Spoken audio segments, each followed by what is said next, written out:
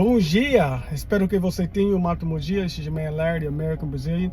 Listen, I want to chime in and give my 2 cents on the whole black men and Latina discussion that has been going on, I would think, for the last couple of weeks. I know that BGS, shout out to BGS, he had a panel on last night, and I missed it by probably about an hour or so. And based on what I heard, it was some great information, good panel, great discussion. So shout out to BGS. He's always bringing that fire. As well as Andre and Andrea with Love Crossing Borders. He said some things, I believe it was last week. And so this video is kind of a little bit of a mixture of both with my 2 cents added in. Well, first of all, I want to say, as a black man and having conversations with other black men, the reasons why we think that, or we are attracted to many Latinas, is because they focus on aesthetics often. It's been said that I'll speak about the Brazilian community, is that they can be kind of vain. And what that means is their appearance is extremely important. So much so to where if you go, say, to Brazil and you are out like at night sometimes, or even during the day, you may see somebody and they're not dressed in after 5, but their appearance is of such to where when we see it, it's like, oh man, they must be going somewhere. When in fact, that's just what they decided on a regular basis to do when they go out, when they step out of the house, because their appearance is very important to them, and they understand the concept of competition. So it's, you see women that are, I guess if you put them over here, they would probably be 10s and 12s, but over there they might be adjustable 6s or 7s, because the competition is just so high in Latin America, to where when we go over there, it's almost as if we just sometimes we have to reel our minds back in, because we kind of lose it. And so yeah, they focus in on that, and of course those who were raised, which many have been, in traditional households where everybody understands the part they play in the relationship. Now you do have those pockets of feminism that have crept in from the West, but those pockets are kind of small. So for the most part, you'll run across, out of 10 women, you'll run across 7 traditional women with more of a traditional mindset. Now, in regards to bringing a woman back, I'll say this: there are certain ways it can work. I would advise you not to do it.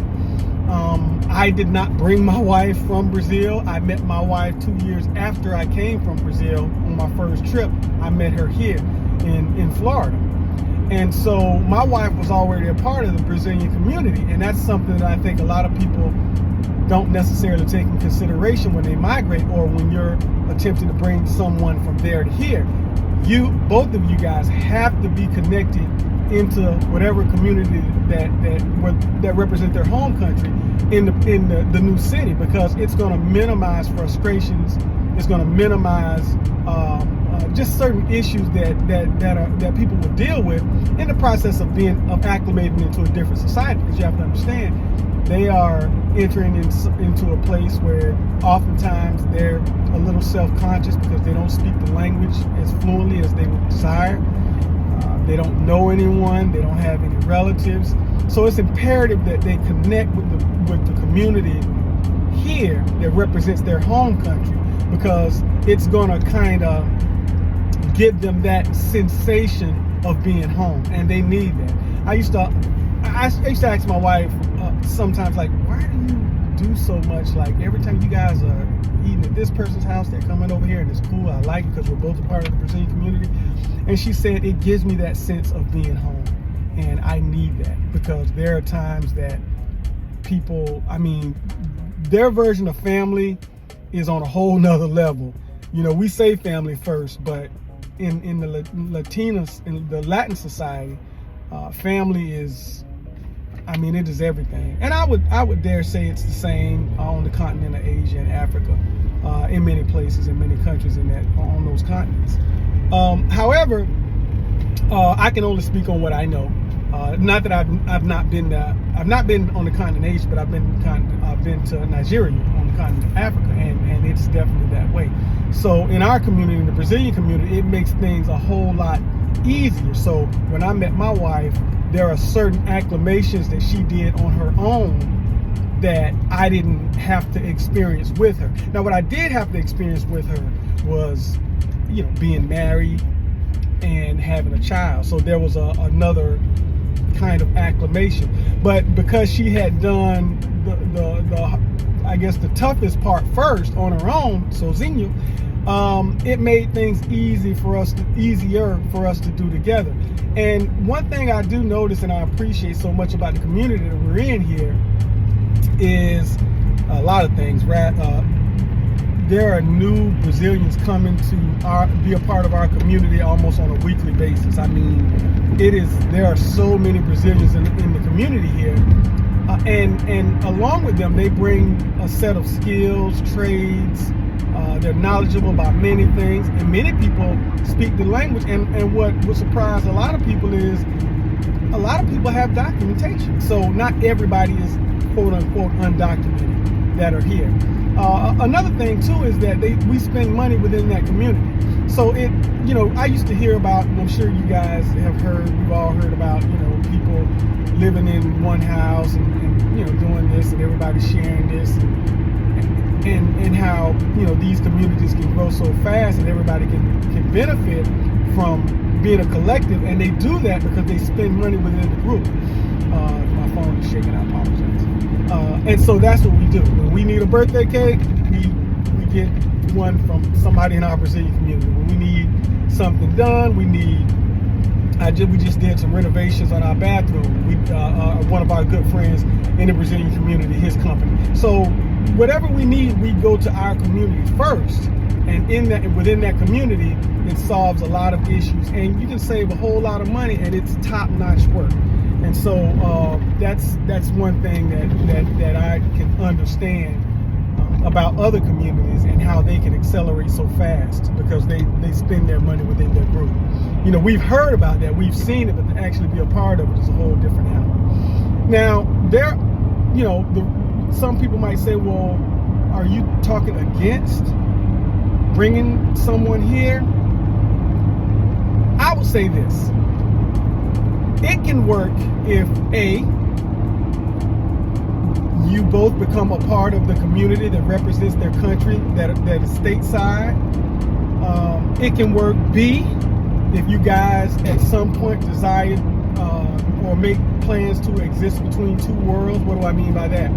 Live a portion of the time here and a portion of the time there, but of course the person that is the sponsor, the guy, in most cases, he has to have transferable skills or be able to work online. That means that when he's in that other country, his skills won't prevent him from working. He'll still be able to earn money to take care of their assets here while they simultaneously live and take care of their assets there. Another thing is the obvious, just don't come. Just stay in that country. But again, you're going to have to completely have transferable skills, and you'll come here to visit as opposed to going there to visit. And the reason why I say those things is because you have to understand, when you're taking a Latina out of her country, out of her community, and bringing her into a different setting, you're going to see a different person. That's something that Andre said, and he was spot on. And he was talking in regards to his wife, Andre. He said he doesn't know the American version of his wife. He only knows the Colombian version of his wife. Well, I know the American version of my wife, and I know the Brazilian version of my wife because, I saw the difference when we visited Brazil and visited our family there. And there is a difference, stressors that they would normally have to deal with here in this country, not so much in that country. So again, ideally, you want to be there. But if that's not practical at this, for the time being, and she just has to be with you. And on the side note, not everybody that you encounter is trying to rush to get to America. For the most part, most people, they just want to be with their significant other. That means being in America, that means being in Canada, that means being in wherever their significant other might be from, then that's where they want to be. So But yeah, when they're there, it's it's tranquilo, it's peaceful. But when you come back here, then there's a switch that has to be flipped. Why? Because everything here in America, we're in a capitalist society, so everything here focuses on hurry up and do what you need to do so we can get paid. And even the doctor visits, I mean, my wife and I, we have conversations. She was just like, back home, we can literally be in a doctor visit for almost an hour. And I'm like, what do you mean, waiting? She said, no, with a doctor, talking to me, because they take their time. They're, the dentist, the doctor, whoever, and they develop relationships. We develop relationships here, but it's more so, for patronage only, like for money at the top. They develop relationships. Money is an aspect of in other countries, but they develop relationships for the relationship, for the person. They're genuinely concerned about the person. And I'm not saying that everybody here is not genuinely concerned about. I'm not saying that. But what I'm saying is how they do what they do over there truly puts family at the top. Where here, money is at the top, and everybody else kind of gets in where they fit. But yeah, so that's one thing that you want to consider. If you're going to come over here, then you have to be able to deal with that acclimation period. You have to be able to make sure that you guys are firmly set within that community, because it's going to make things a lot easier. If you don't think you can do that, then you might want to figure out a way that you can be over there. At some point, that's something that my wife and I, we're going to do.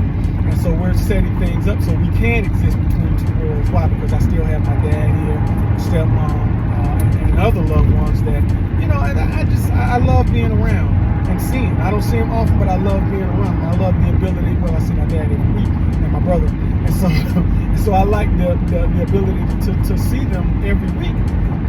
And of course I can do that online. However, we're making plans so that when that day comes where I may not necessarily have access like I have right now, things are still pretty smooth. And what am I doing?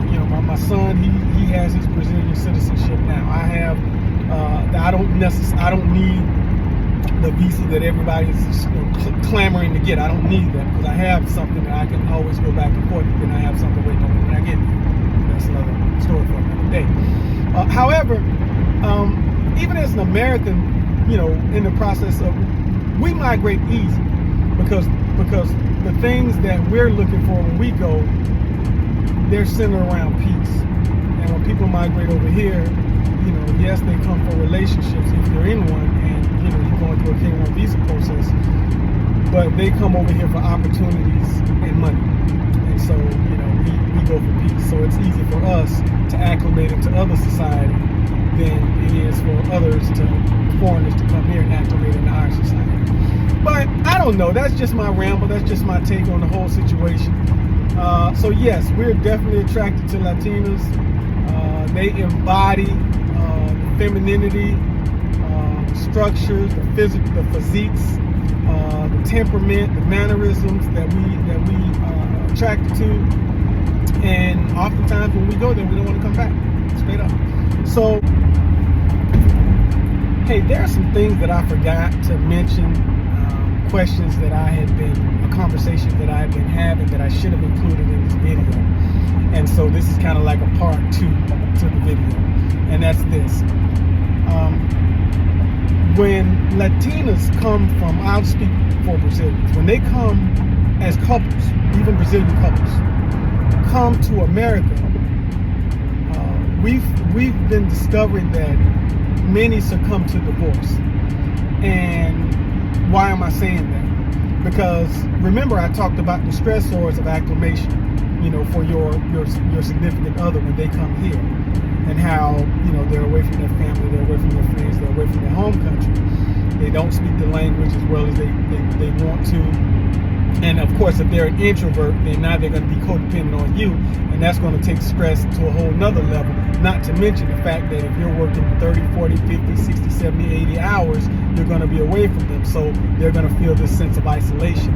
And that can be daunting to somebody who's on a daily basis used to being embraced and being around their family. Well, even when Brazilians come here as couples, we have friends who have unfortunately succumbed to divorce. And the reason why that is because you have to understand they live in a society where the divorce rate is low compared to our divorce rate. But when they come here, because of the type of society that we are in, the capitalism that is just, it is American society, now the working is going to be a lot more, because the ability or the desire to acquire things is going to cause the man, in some cases the woman, to be outside of the house for a significant amount of hours. So when they come back, things are going to be a little bit different, especially if they have the type of job to where they have to rub shoulders with people who are not in their community. And then you have situations where they come here as a couple, they're in the Brazilian community, but then one or the other decide they want to acclimate completely out of the Brazilian community into American society. And you know, we've heard the stories of the woman saying, hey, look, I'm not happy. I have a friend that literally just happened to, two friends that happened to. Her husband told her he wasn't happy anymore, and he was acclimating into American society, and my other buddy, his wife, told him she wasn't happy anymore. She began to acclimate into American society. Her English was top notch, and his is so-so, and that's kind of what happened. It doesn't happen for everybody, but yes, people succumb to divorce when they come here. And so I didn't put that on there in the last video, and of course I'm not saying that to scare anybody, and I'm not trying to deter anybody from bringing their spouse here. I'm saying that if you do these things, you will minimize becoming a victim of divorce. If you would embrace the community, give her that sense of home, and you guys do things together, then it will minimize you guys becoming divorce statistics. And as well as, have, conversations ad nauseum prior to her coming. And so that way she'll at least have a ballpark figure of what to expect. And you want to have conversations, a lot of conversations. It's not a bad place to be. What I mean, it's not a bad place to be in love with a foreigner, and being in a relationship, and definitely being in a marriage. It's actually a great place to be, but it's a bad place to be when you don't have tools to make things work. I'll say it that way. That's a better way to put it. So yeah, I hope this helps.